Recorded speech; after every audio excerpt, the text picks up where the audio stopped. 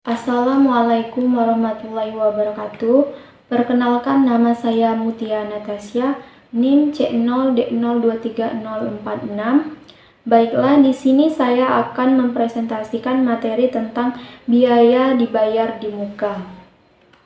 Materi yang pertama yaitu pengertian dari biaya dibayar di muka. Biaya dibayar di muka adalah biaya-biaya yang belum merupakan liabilitas perusahaan untuk membayarnya pada periode yang bersangkutan, tapi perusahaan sudah membayarnya terlebih dahulu. Pencatatan biaya dibayar di muka dapat dilakukan dengan dua pendekatan, yaitu pendekatan aset dan pendekatan beban. Selanjutnya, asuransi dibayar di muka. Asuransi dibayar di muka adalah bagian dari premi asuransi yang telah dibayar tetapi belum berlaku pada saat pelaporan neraca. Pencatatan tersebut dilakukan pada setiap akhir periode akuntansi melalui ayat jurnal penyesuaian. Pada tanggal 1 Januari 2012 dibayar premi asuransi untuk kendaraan sebesar 12 juta rupiah untuk 1 tahun. Jurnalnya adalah sebagai berikut. Asuransi dibayar di muka sebelah debit sebesar 12 juta, kas atau bank sebelah kredit sebesar 12 juta rupiah. Selanjutnya, sewa dibayar di muka. Sewa atas tanah atau bangunan. Penghasilan yang diterima atau diperoleh orang pribadi atau badan dari persewaan berupa tanah, rumah susun, apartemen, kondominium, gedung perkantoran, rumah kantor, toko, gudang, dan industri dikenakan PPh final, yaitu PPh pasal 4 ayat 2 dengan tarif 10% dari jumlah bruto nilai persewaan tanah atau bangunan. Persewaan tanah atau bangunan akan dipotong oleh penyewa pada saat pembayaran atau pembebanan biaya, dan pihak penyewa tersebut yang akan membayar atau menyetor PPh pasal 4 ayat 2 tersebut ke kas negara dengan menggunakan surat setoran pajak atau SSP paling lambat tanggal 10 bulan berikutnya dan melaporkannya ke kantor pelayanan pajak KPP dengan menggunakan surat pemberitahuan atau SPT masa PPh final pasal 4 ayat 2 paling lambat tanggal 20 bulan berikutnya. Mulai tahun 2009 sesuai dengan Undang-Undang PPh nomor 36 tahun 2008 pasal 23 ayat 1 huruf C angka 1, sewa dan penghasilan lain sehubungan dengan penggunaan harta, kecuali sewa dan penghasilan lain sehubungan dengan penggunaan harta yang telah dikenai PPh pasal 4 ayat 2, dikenakan PPh pasal 23 sebesar 2% dari jumlah bruto. Berdasarkan Undang-Undang PPh nomor 36 tahun 2008 pasal 23 ayat 1A, besarnya pungutan dibedakan antara WP yang ber-NPWP dan WP yang tidak ber-NPWP. WP yang mempunyai tarif WP yang tidak memiliki NPWP lebih tinggi 100% daripada tarif yang diterapkan terhadap WP yang memiliki NPWP. Selanjutnya, pajak dibayar di muka. Pajak dibayar di muka merupakan aset bagi wajib pajak.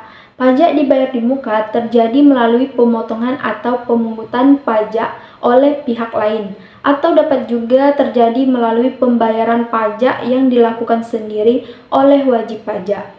Pajak dibayar di muka terdiri atas PPh pasal 22, PPh pasal 23, PPh pasal 24, PPh pasal 25, dan PPN masukan. Selanjutnya, tarif PPh pasal 22. Yang pertama yaitu atas impor.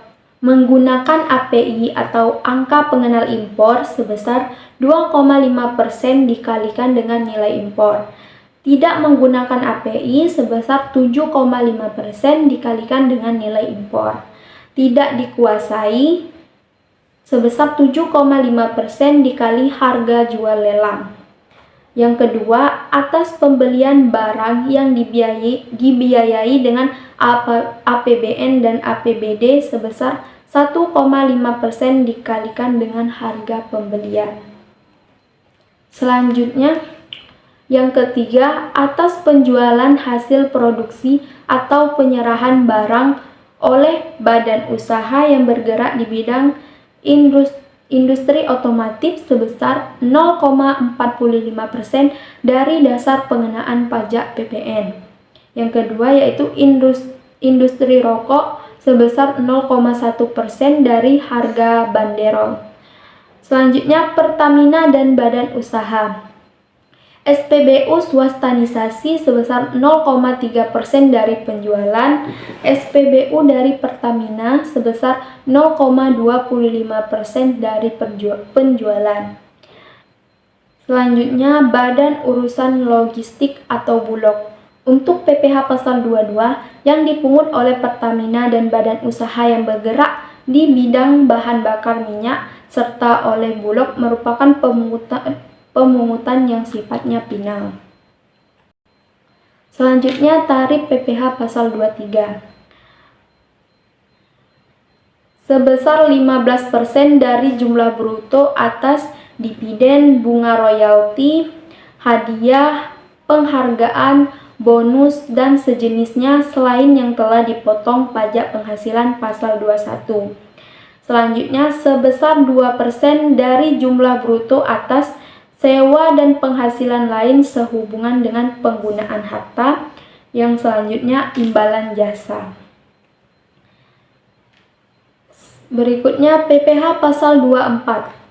PPh pasal 24 adalah pajak yang dibayarkan terutang di luar negeri atas penghasilan dari luar negeri yang diterima atau diperoleh wajib pajak dalam negeri, boleh dikreditkan terhadap pajak yang terutang berdasarkan undang-undang ini dalam tahun pajak yang sama. Pajak penghasilan pasal 24 atau kredit pajak luar negeri merupakan perhitungan berapa jumlah pajak yang sudah dibayar atas penghasilan di luar negeri dan pajak tersebut dapat dikreditkan atau dikurangkan dari penghasilan yang sudah ada di dalam negeri sehingga menghindari pengenaan pajak berganda. Selanjutnya PPh pasal 25. Pengertian PPh pasal 25 adalah besarnya angsuran pajak penghasilan dalam tahun berjalan yang harus dibayar sendiri oleh wajib pajak orang pribadi maupun wajib pajak badan untuk setiap bulan dari masa pajak Januari sampai dengan masa pajak Desember. Besarnya angsuran pajak dalam tahun pajak berjalan yang harus dibayar sendiri oleh wajib pajak untuk setiap bulan PPh pasal 25 adalah sebesar pajak penghasilan yang terutang menurut surat pemberitahuan tahunan pajak penghasilan tahun pajak yang lalu. Selanjutnya, pajak masukan. Pada saat PKP tersebut atau atas membeli PKP atau menerima JKP dari PKP lain, juga membayar pajak yang terutang yang dinamakan pajak masukan atau input tax. Pada akhir masa pajak, pajak masukan tersebut dikreditkan dengan pajak keluaran sesuai dengan ketentuan yang berlaku.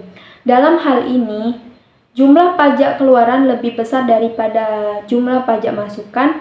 Kekurangannya dibayarkan paling lama akhir bulan berikutnya setelah berakhirnya masa pajak dan sebelum SPT masa PPN disampaikan.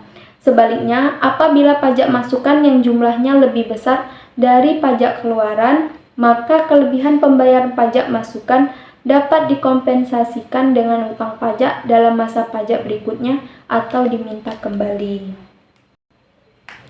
Baiklah, demikian presentasi dari saya. Saya akhiri. Wassalamualaikum warahmatullahi wabarakatuh.